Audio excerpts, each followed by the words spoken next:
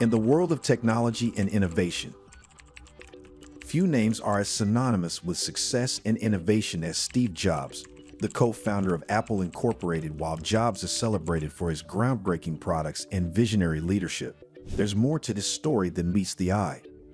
Beneath the surface of his iconic career lies a journey of self-discovery deeply influenced by Zen philosophy. This script explores Steve Jobs' life and how Zen principles guided him on a path to uncover his true potential. Steve Jobs was born on February 24, 1955, in San Francisco, California. Adopted shortly after birth, he grew up in Mountain View, a suburb in the heart of Silicon Valley. Even as a young child, Jobs displayed an insatiable curiosity about the world and a keen interest in technology. However, it was during his college years that Jobs began his quest for meaning and self-discovery. He dropped out of Reed College and embarked on a journey of self-exploration, exploring Eastern philosophies and experimenting with psychedelic substances, which were prevalent in the counterculture of the 1960s. It was during this time that Steve Jobs first encountered Zen Buddhism, a spiritual practice that emphasizes mindfulness, meditation, and the pursuit of inner wisdom. Zen resonated with Jobs on a profound level. He was drawn to its minimalist aesthetics and the idea of finding simplicity in the complexity of life and technology. Jobs' fascination with Zen principles deepened as he traveled to India in search of spiritual enlightenment. There, he studied with a Zen master, meditated in ashrams, and embraced a minimalist lifestyle. These experiences would lay the foundation for his future endeavors in technology and design. In 1976, Steve Jobs co-founded Apple Computer, Incorporated, with Steve Wozniak and Ronald Wayne in the Jobs family garage. From the very beginning, Jobs applied his newfound Zen-inspired principles to Apple's mission. He was adamant about creating products that were simple, elegant, and easy to use. The Macintosh, introduced in 1984, was a prime example of Jobs' commitment to simplicity and focus. Its user-friendly interface and design were a testament to his belief that technology should serve as a bridge between humans and their creative potential. Despite early successes, Jobs faced setbacks during his tenure at Apple. In 1985, he was forced out of the company he had co-founded.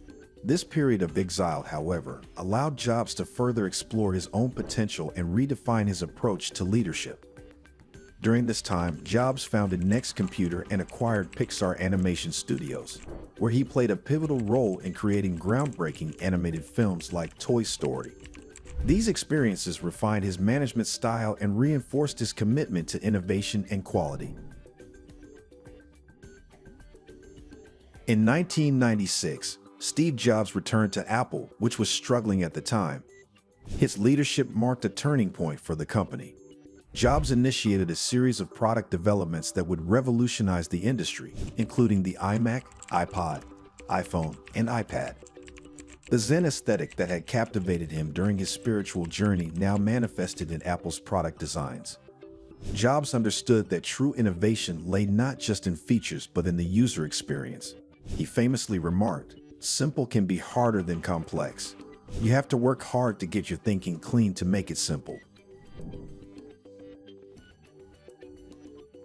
Jobs' practice of mindfulness, cultivated through Zen meditation, played a significant role in his creative process. He often spoke about the importance of intuition and creativity in problem-solving. By quieting his mind and focusing on the present moment, Jobs was able to tap into a wellspring of inspiration.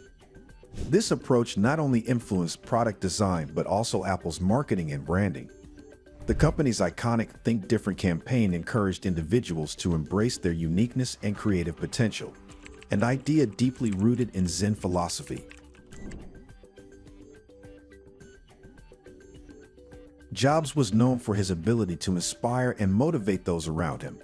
His charisma and unwavering belief in the impossible led to what was often referred to as the reality distortion field. Jobs had a remarkable ability to make people believe that they could achieve more than they thought possible. This aspect of his personality, too, was shaped by Zen principles. In Zen, there is a focus on transcending limitations and embracing the limitless potential of the human mind. Jobs applied this philosophy to his leadership style, encouraging his team to reach beyond conventional boundaries. In 2003, Steve Jobs was diagnosed with a rare form of pancreatic cancer.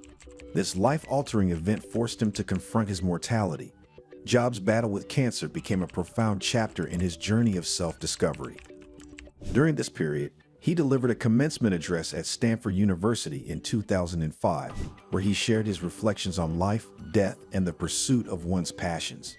He famously advised graduates to stay hungry, stay foolish, a sentiment that echoed Zen teachings about the impermanence of life and the importance of embracing the present moment.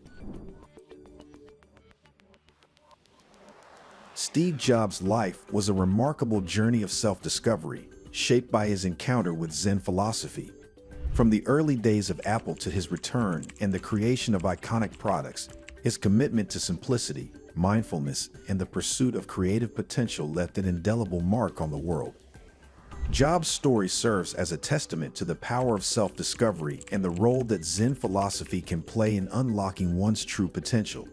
His life teaches us that by embracing simplicity, staying mindful, and believing in the limitless possibilities of the human mind, we can achieve greatness and leave a lasting legacy.